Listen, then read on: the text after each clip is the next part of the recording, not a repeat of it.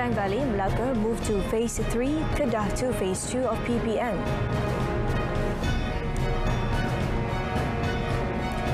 National Registration Department confirms no personal data leakage.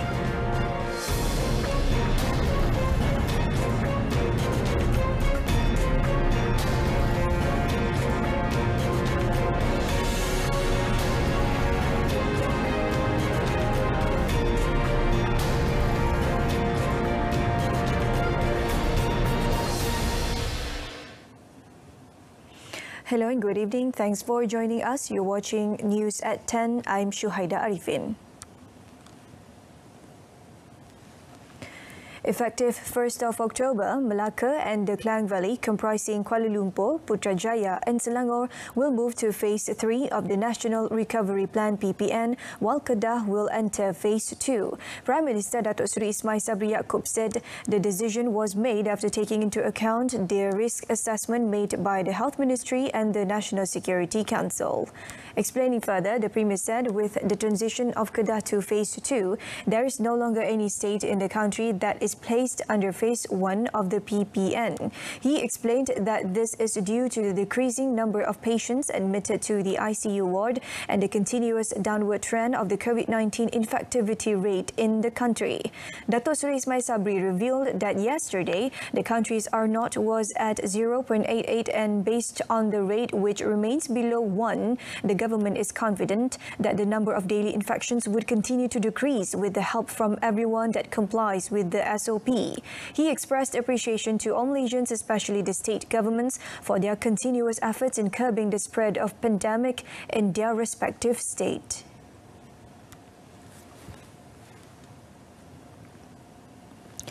Meanwhile, the Prime Minister also announced further relaxation on several matters. Among them are allowing official events to be held with 50% capacity in Phase 2 and 3 states, as well as 100% capacity in Phase 4 states.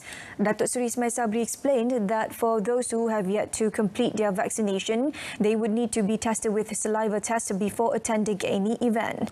Other than that, in line with the reopening of Higher Learning Institute from 15 October, the government has also allowed for the skills service sector and industrial training centres such as Vocational College and TVET to be reopened as well.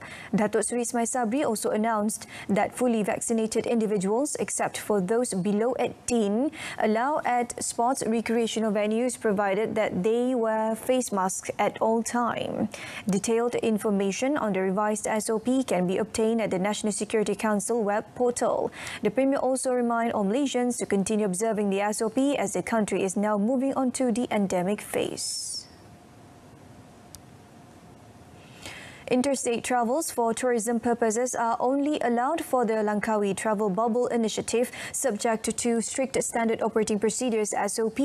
According to the Ministry of Tourism, Arts and Culture, the permission to travel is in line with the decision made during the Special Committee on COVID-19 Pandemic Management meeting, chaired by Prime Minister Datuk Seri Ismail Sabri Yaakob on 22nd September. In a release statement, the ministry stressed that domestic tourism activities are only allowed within states for areas placed under Phase 2 and above of the National Recovery Plan PPN. It said the government will give permission for the reopening of the tourism destinations as well as interstate travels after the country has achieved 90% rate of fully vaccinated adult population. According to the ministry, official announcement on the matter will be made as soon as suitable date is set. As of yesterday, 85.1% of the country's adult population have been fully vaccinated.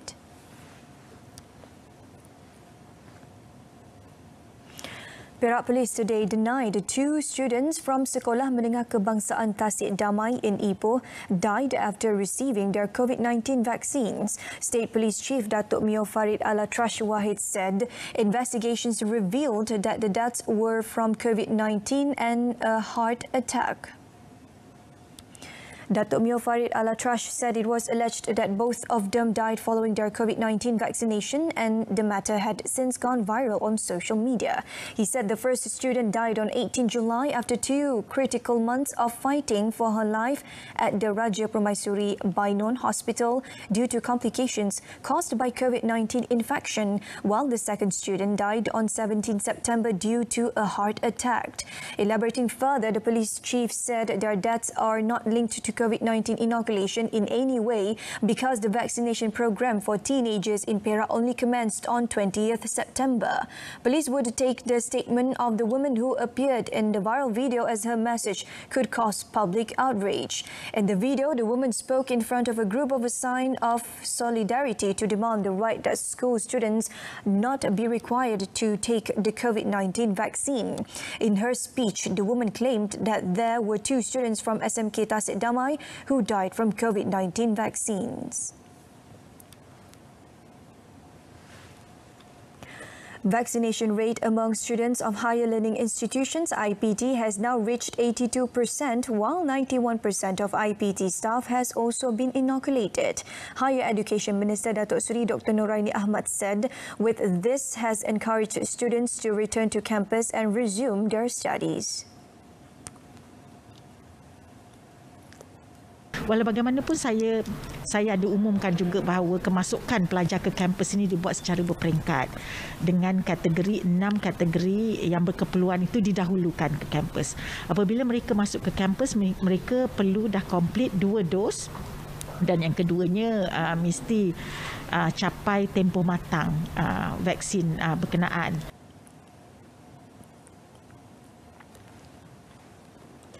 The Malaysian Anti-Corruption Commission (MACC) clarified that the 1.1 million ringgit Datuk Seri Ahmad Maslan paid to compound his offence of failing to declare his receipt of 2 million ringgit from Datuk Seri Najib Razak to the Inland Revenue Board (IRB) was a penalty.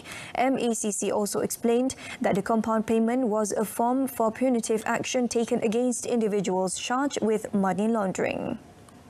In a statement issued today, MACC noted that Datuk Seri Ahmad had, throughout the course of his criminal trial, made several representations to the authorities through his lawyers before subsequently agreeing to compound payment after he was charged with money laundering on 20th January 2020. It said the compound imposed on the accused was a punitive action against any individual charged with said offence and is a form of asset recovery under the Anti-Money Laundering and Anti-Terrorism Financing Act 2001.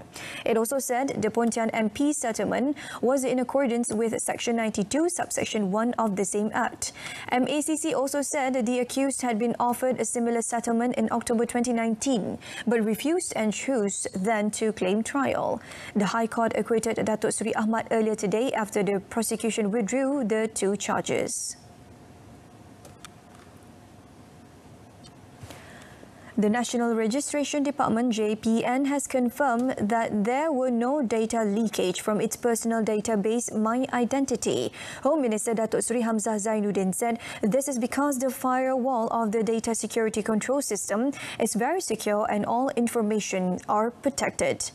Explaining further, Datuk Seri Hamzah said the JPN had conducted an internal investigation and found that there had been no leaks from the centralized data sharing platform used by various government agencies. He said the JPN had filed a police complaint on 27 September, while the Communications and Multimedia Commission lodged another report on the next day to ensure that the investigation could be carried out immediately. Entiti ini daripada JPN segera mengambil langkah yang lebih ketat supaya langkah keselamatan yang tinggi dan sentiasa mematuhi polisi penggunaan My Identity bagi mengelakkan kebocoran data daripada dicerobohi oleh pihak yang tidak bertanggungjawab. On Monday, the JPN confirmed detecting a post in an online forum which highlighted an allegation that sale of data on Malaysians obtained from the Inland Revenue Board existed via sharing of my identity. The alleged data on 4 million Malaysians born from 1979 to 1998 were offered for sale at 0.2 Bitcoin, which is equivalent to 35,495 ringgit.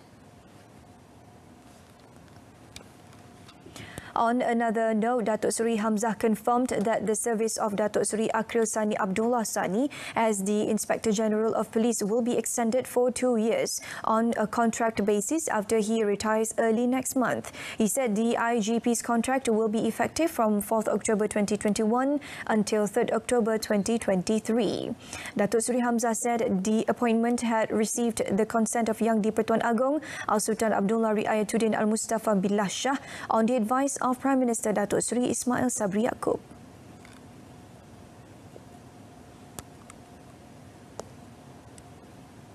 Saya yakin dengan pelantikan ini ia dapat memberi semangat kepada semua pegawai-pegawai dan anggota untuk terus bekerjasama dengan IGP yang kita semua sedia maklum akan juga melakukan sesuatu yang terbaik untuk negara. Datuk Seri Akril Sani was officially appointed as the 13th Inspector General of Police on 4th May this year to replace Tan Sri Abdul Hamid Badur.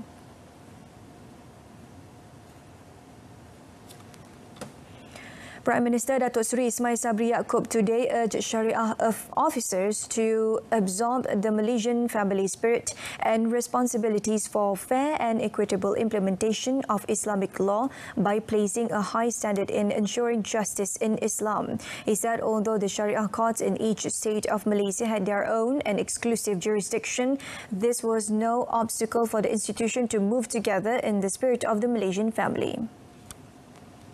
Speaking at the opening of the virtual International Sharia Judiciary Conference PKA 2021, Datuk Seri Ismail Sabri suggested that the Sharia Judicial Institution continue to be proactive in exploring new and more effective service norms.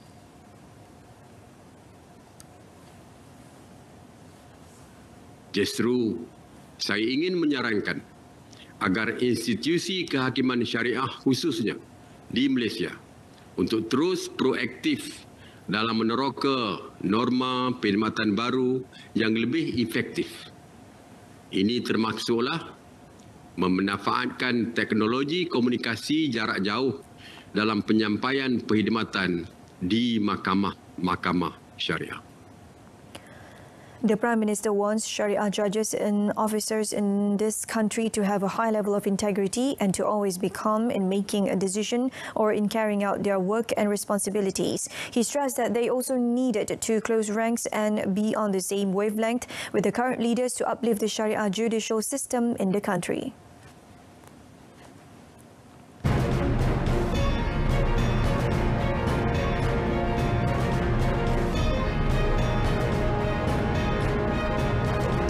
Coming up, MCMC committed to continue efforts to create data center ecosystem.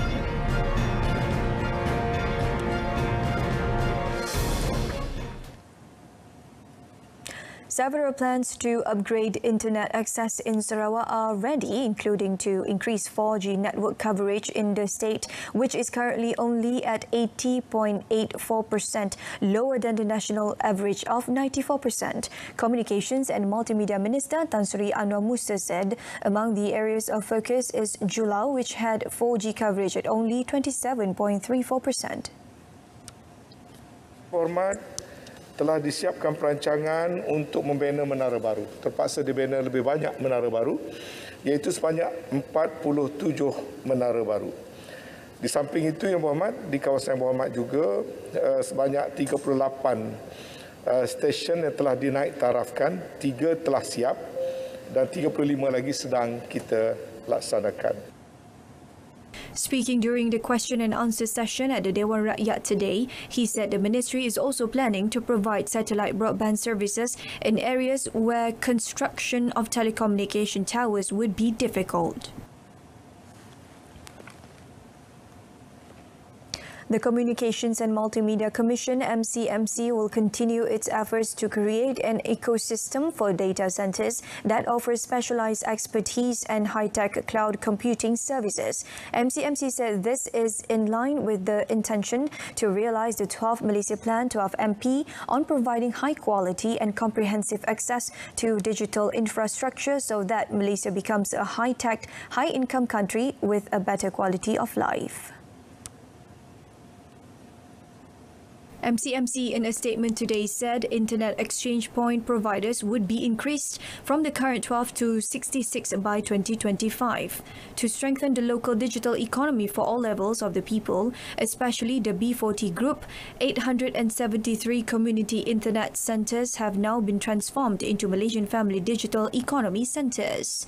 The Commission added it will also continue to intensify the Small Entrepreneur Digitalization Empowerment (PUPO) program to encourage micro-entrepreneurs to switch to digitalization, which will benefit 800,000 micro-entrepreneurs by 2025. It also said the country is on the right track in realizing the 12 MP with the implementation of the National Digital Network Plan Jendela, which has achieved its target on a quarterly basis since September 2020. Mobile banking initiative is set to be implemented especially in rural areas nationwide. According to Deputy Finance Minister 2 Yamani Hafiz Musa, the effort is being made with the collaboration from the central bank as well as banking institutions, and it is expected to begin in the fourth quarter this year. Kerajaan memperuntukkan 18 juta kepada institusi kewangan domestik bagi menyediakan 30 unit bank bergerak di sekitar 250 mukim seluruh Malaysia yang dikenal pasti tiada atau kekurangan akses kepada perkhidmatan perbankan asas. Institusi kewangan juga akan memantau tahap penggunaan perkhidmatan perbankan di ejen-ejen bank oleh penduduk setempat sebagai justifikasi bagi penambahan kemudahan perkhidmatan kewangan seperti ATM atau pembukaan sebuah cawangan bank. Commenting on the proposal to add more ATM machines, especially in rural areas, the Deputy Minister said this will depend on the need of the banking industry. He also said the Finance Ministry encouraged the people to use digital or online transactions, which is easier to access at any time and location. The domestic banking system's pre-tax profit improved slightly to 16.7% year-on-year during the first half of 2021 from a 14.8% in 2020. According to Bank Negara Malaysia Financial Stability Review first half of 2021 report released today, this translates into higher returns on asset and equity of 1.1% and 9.7% respectively. However, the central bank said despite this rosy performance, market valuations of listed banks remain volatile and continue to reflect a cautious investor sentiment amid prospect of weaker future earnings due to the delayed economic recovery. The report also noted that loan growth is also expected to improve as containment measures are eased in tandem with the progress of the domestic vaccination program, hence provide further support to earnings. It noted that most of the domestic banking group's overseas operations recorded an improvement in profitability, mainly due to lower provisions made this year compared to 2020. The bank's operations in Singapore, which are the most significant, registered a strong turnaround in tandem with the recovery in the Republic's economic activities as COVID-19 infections were effectively contained.